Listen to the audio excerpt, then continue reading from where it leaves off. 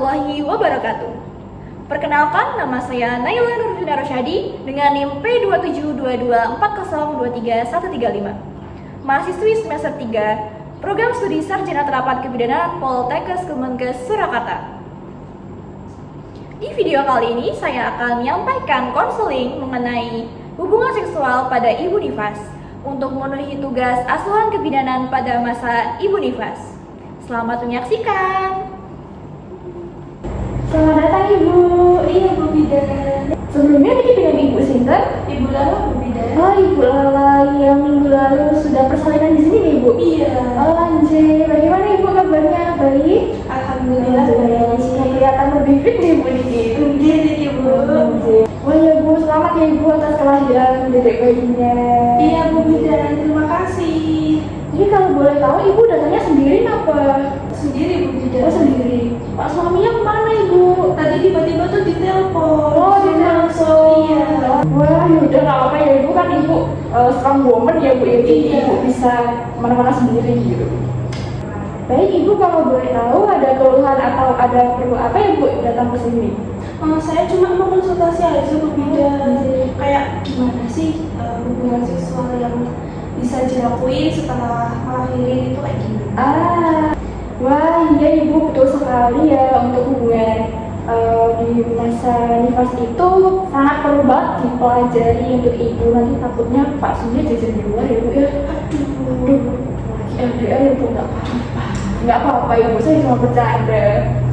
Oh iya Ibu, ini sebelumnya ada buklet atau ada buku tentang pendidikan kesehatan tentang hubungan seksual di masa nifas. Mungkin Ibu bisa baca sejelas dahulu Ibu.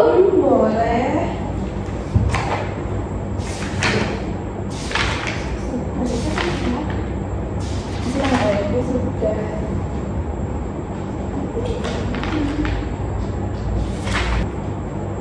Sama dibaca ya Bu sejelas. Sampun Bu, tapi kok saya merasa kayak ada yang aneh gitu, terus saya ada banyak pertanyaan Bu Bidan. Oh tidak apa-apa Ibu, ini untuk memulai dari konseling kita di siang hari ini Bu, jadi nggak apa-apa, nanti kita bahas dari awal ya Bu. Oh boleh.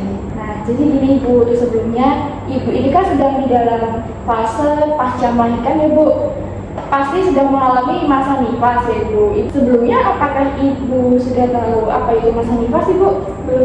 Belum tahu ya, enggak apa-apa Ibu. Baik Ibu, saya jelaskan ya Ibu. Jadi masa nifas itu sebuah perdarahan yang memang wajar terjadi pada Ibu pasca melahirkan, dikarenakan untuk pemulihan organ reproduksi Ibu untuk kembali pulih seperti sebelum hamil Ibu.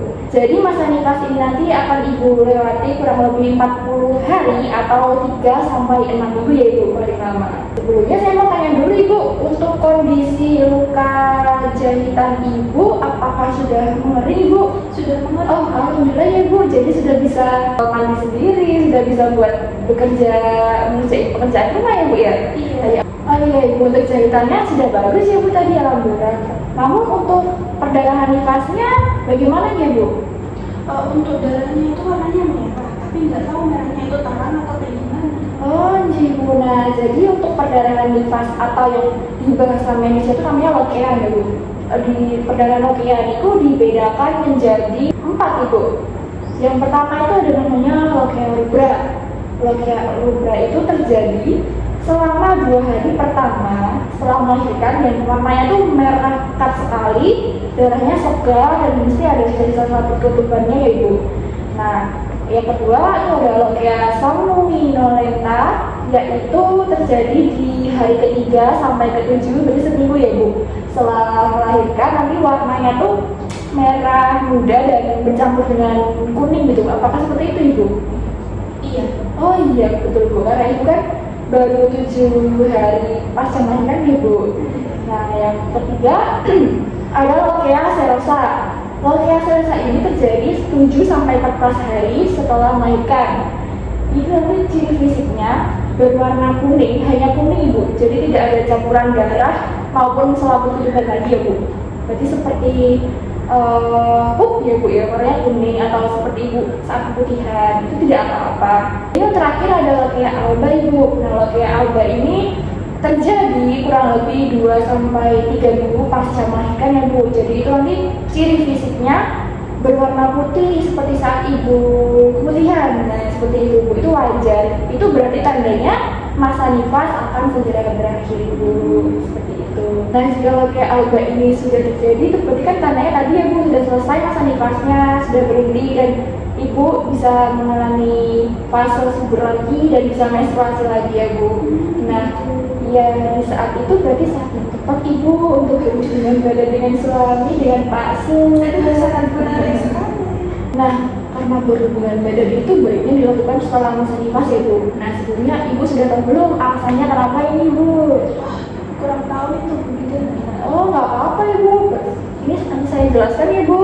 Jadi melakukan hubungan seksual dengan Pak Su itu dilakukan setelah masa nifas dikarenakan kalau misal ibu nanti mau melakukan hubungan seksualnya di masa nifas, pastikan tidak mungkin ya Bu. Jadi sama seperti berhubungan seksual di saat menstruasi itu kan sangat diharapkan atau tidak dianjurkan dari segi kesehatan dan dari segi agama. Nah, jadi kalau tidak boleh berhubungan seksual di saat masa nifas, ada baiknya dan diharuskan sini Bu, Pak suami itu berpuasa lagi Bu. Karena di saat kehamilan kan juga tidak boleh ya Bu berhubungan seksual, apalagi di trimester awal itu tidak dianjurkan, dan Pak suami itu baru bisa menikmati atau melakukan hubungan seksual itu di saat trimester akhir ya Ibu, karena untuk merangsang kontraksi dari diri bayinya. Jadi ya nanti ibu bisa beri pengertian kepada Pak suami untuk bersabar, tahan dulu sampai dengan masa nifasnya selesai, seperti itu Ibu. Lalu di saat nifas itu sangat tidak boleh dilakukan hubungan seksual Ibu, karena nanti kasihan dari ibu juga Ibu, karena pasti nanti ada timbul rasa nyeri ya Bu. Terus rasanya tuh tidak nyaman, gairahnya berkurang Ibu karena rasa sakitnya, karena ibu habis pasca melahirkan, jadi otomatis nanti vagina ibu melebar ya Bu, karena habis melahirkan bayinya, jadi otot dalam vagina itu berkontraksinya tidak maksimal Ibu, jadi tidak bisa merasakan hubungan seksual seperti saat sebelum hamil. Nah, di sini saya akan menjelaskan lagi Bu untuk dampak atau resikonya jika ibu melakukan hubungan seksual di saat masa nifas.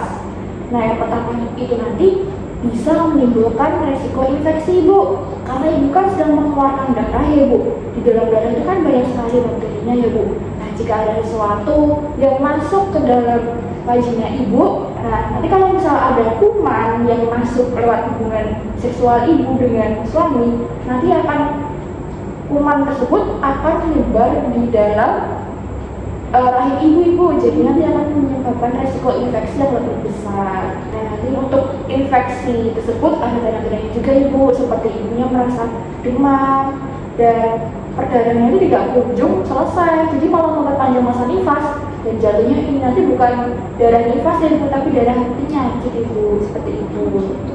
Ya. Lalu yang kedua ada resiko robekan jahitan Ibu, karena luka jahitan ibu itu belum pulih ya Bu, walaupun sudah kering, tapi gesekan ringan atau gesekan berat yang akan terjadi saat hubungan seksual itu nanti dapat memperlambat dan mengganggu penyembuhan luka dari jahitan ibu. Nah, nanti jika ibu dipaksa berhubungan seksual, nanti kan jahitannya bisa jadi robek lagi ya Bu. Nah, itu nanti malah jadi susah ibu dan bidannya Ibu, nanti kita harus jahit lagi dan jahitnya itu harus dirobek lagi untuk dijahit. Kan jadi kasihan juga kan ibunya nanti tidak bisa beraktivitas dengan normal kembali. Dan yang ketiga dampaknya yaitu potensi emboli paru. Apa ya potensi emboli paru itu? Nah, potensi emboli paru itu terjadi jika pembuluh darah dalam rahim dan jalan lahir masih terbuka saat masa nifas karena berpulih sempurna ya Bu. Jadi nanti karena itu terbuka dan dilakukan hubungan seksual, nanti udara dari luar dapat masuk ke dalam vagina ibu ya Bu, dan oksigen di dalam paru-paru itu nanti juga dapat mengubah aliran darah ibu ya Bu, jika ibu berhubungan seksual di saat masa nifas. Ya, yang keempat dampaknya pasti nyeri ya Bu, nyeri saat berhubungan seksual. Yang nyeri di saat berhubungan seksual ini kan biasanya disebabkan karena vaginanya kering ya Bu. Nah, yang terakhir yaitu libido yang menurun.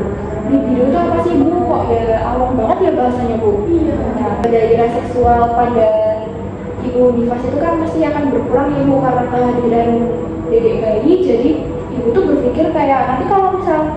berhubungan seksual, gimana nanti anakku kalau nangis atau rewel, jadi ibu pasti akan pusat perhatiannya kepada dedek bayi. Dan juga dipengaruhi oleh faktor hormon ibu. Hormon seksualnya itu kan kalau di saat hamil kan pasti tingginya ya ibu, dan sangat disarankan ya ibu untuk berhubungan seksual di trimester akhir. Tapi kalau sudah persalinan, hormon rasa gairah seksualnya itu akan menurun ibu. Jadi seperti sudah wajar ibu, sudah wajar ibu, hal seperti itu tuh wajar. Nah, sampai di sini apa ada yang mau ditanyakan dahulu ibu?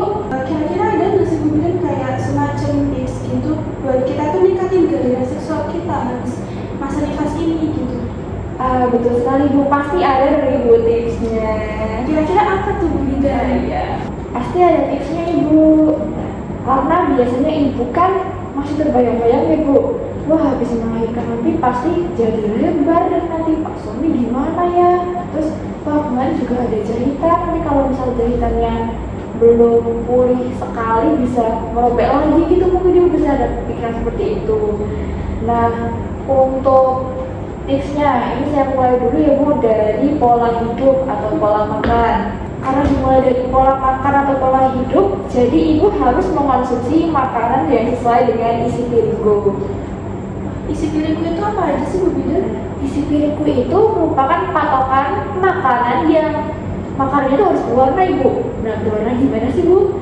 Jadi berwarnanya itu dalam artian makanannya itu bervariasi.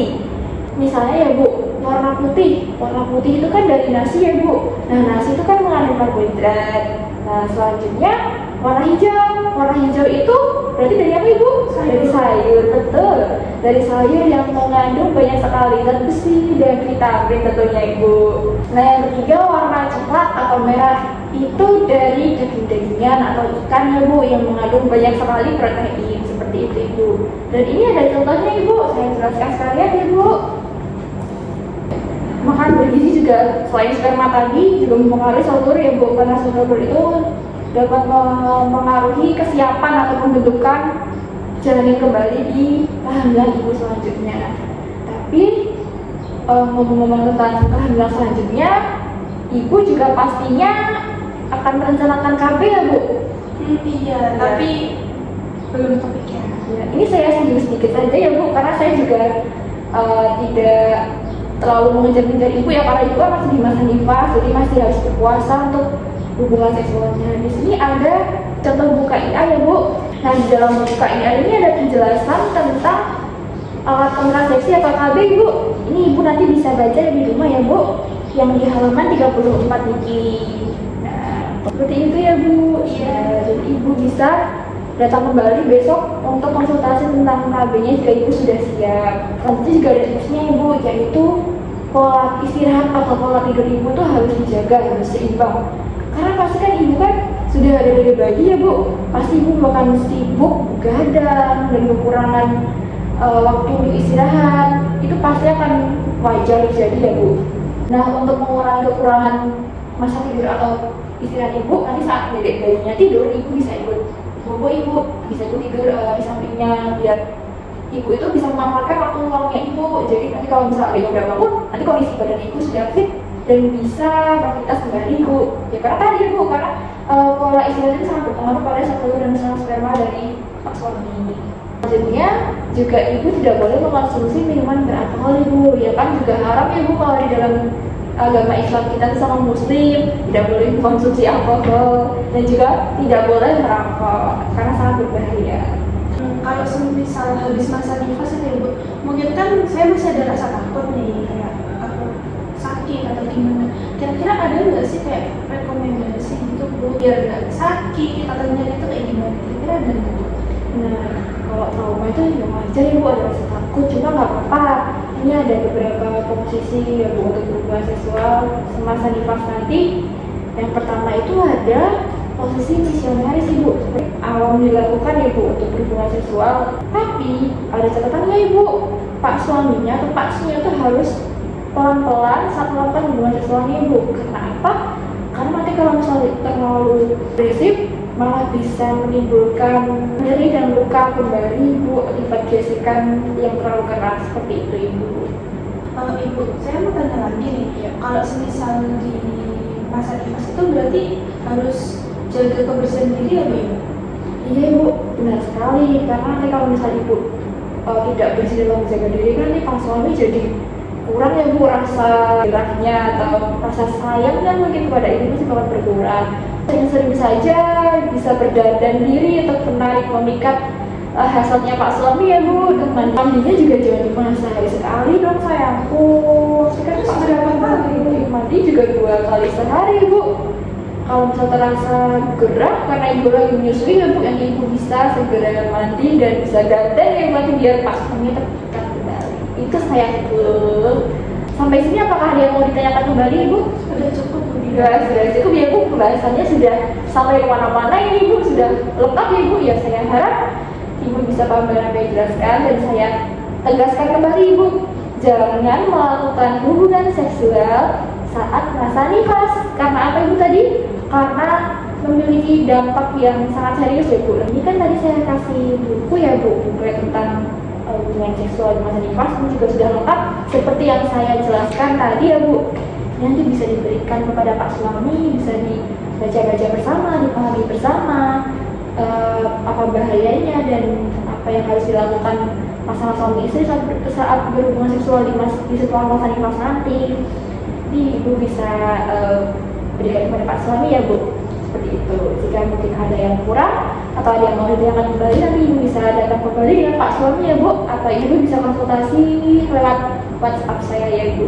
Seperti itu sayangku, cintaku. Baik, terima kasih ya Bu Bidan untuk edukasinya sangat luar biasa. Iya sama-sama bu. Yang penting ibu harus sabar ya bu, tahan dulu sampai masa nifasnya selesai. Jika begitu saya izin pamit pulang. Ibu, Terima kasih. sama-sama sayangku. Saya hangatkan ibu. Oke. Hati-hati di jalan ibu. Terima kasih bagi yang sudah menyaksikan. Saya berharap video saya ini dapat memberikan informasi serta edukasi untuk masyarakat semuanya.